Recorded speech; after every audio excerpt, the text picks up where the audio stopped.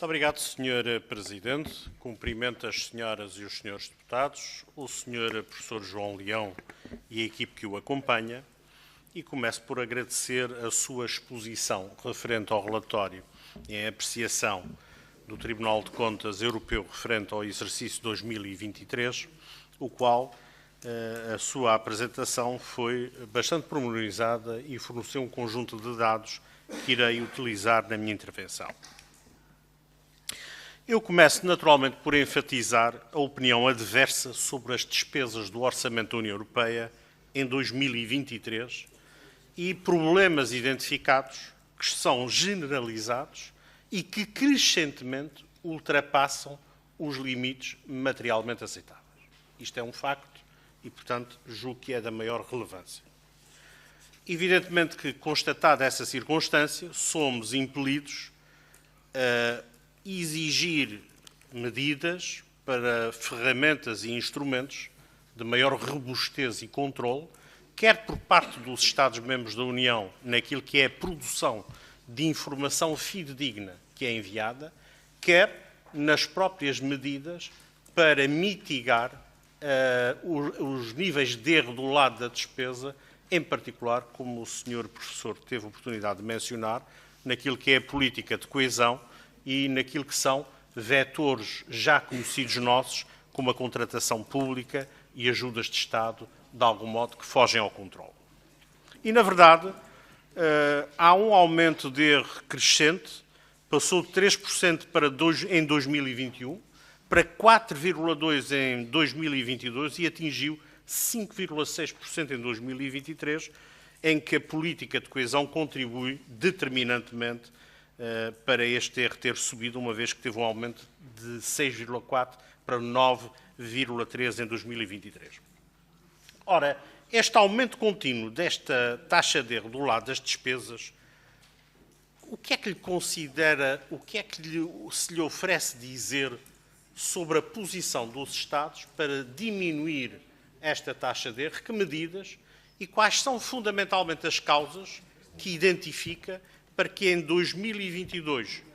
e em 2023 e já em 2021 tivéssemos constatado estas taxas que são verdadeiramente fora do aceitável e já não são materialmente irrelevantes. A segunda questão que lhe tenho que colocar tem a ver com o aumento significativo da dívida da União Europeia, que atingiu, como bem disse, os 458 mil milhões de euros, tendo subido cerca de 10 vezes, muito disso, naturalmente, imputado ao mecanismo de recuperação e resiliência e que, pela primeira vez, venceu um tema que até há algum tempo era tabu, que era a mutualização da dívida e, portanto, encontrou-se uma forma de financiamento dos Estados para, neste caso, responder à crise pandémica, mas, porventura, irá ser aplicada noutros cenários. E a pergunta que lhe faço é: nós temos que ter a consciência, todos na União Europeia, que estas necessidades crescentes de financiamento estão a colocar pressão nas finanças da União e nós vamos ser confrontados com a necessidade, se é que já não estamos, de novas fontes de financiamento, ou se quisermos, novas fontes de recursos próprios, e causa-nos alguma perplexidade uma União que se restringe a criar novas taxações em medidas da economia, sejam emissões de carbono, seja o digital, sejam novas empresas, porque a União Europeia deve encontrar, do nosso ponto de vista também, mecanismos dela própria gerar esta riqueza, que não só através da política fiscal. Finalmente, tenho que ir ao tema da questão da fraude, em que o Sr. Professor também abordou, e de facto um conjunto de ações suspeitas que foram comunicadas ao OLAF e, por outro lado, também à Procuradoria Europeia. E há aqui um caso que para nós é muito importante.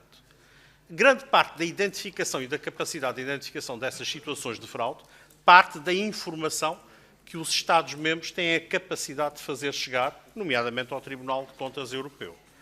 O Sr. Professor fez menção na sua intervenção que houve um caso em Portugal e eu perguntava-lhe se nos podia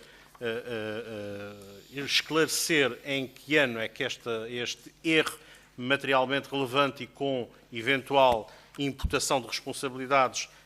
criminais possa ter ocorrido. E pergunto-lhe, a finalizar, se nos trabalhos de auditoria que procuram exatamente analisar estes erros materialmente relevantes, aquilo que possa ser informação menos controlada, menos bem prestada e que, naturalmente, também diz respeito e aborda os anos de 21 e 22 e, quando muito, a sua consequência, se o seu professor, pelo facto de, nesses anos, ter sido Ministro das Finanças de Portugal, se sente perfeitamente legitimado e à vontade,